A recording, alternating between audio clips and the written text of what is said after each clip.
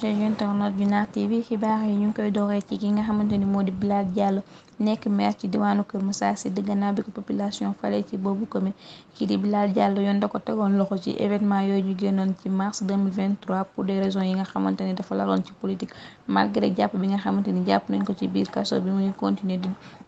doxal li nga xamante ni moo di loolu maire. Kii di Bilal Diallo mi ngi xamal ni effort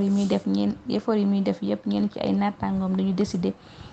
suspendre ko ci boobu mairie ba léegi mu ngi xamal ni dina contester bépp suspension ndax basé wul ci dara li nga xamante ni jaar na ci wàllu yoon ndax biñ ko jàppee ba léegi benn condamnation prononcé guñ ko jëm ci moom. ba léegi mu ngi xamal ni boobu suspension nga xamante ni ñenn ci ay naataangoom ñoo ko orchestré kenn inscrire ko ci li nga xamante ni moo di conseil municipal. moom ak ay avocat am ñu ngi def lépp lu nga xamante ni mën nañ ko ba génne ko ci kaso bi ci fan yu néew pour mu mën a servir li nga xamante ni moo di population Kër Massar. pour jeexalee kii di Bilal Diallo mu ngi xamal ne bépp document bi nga xamante ni signé na ko ci boobu mairie yoon dinañ ko topp teg ko loxo.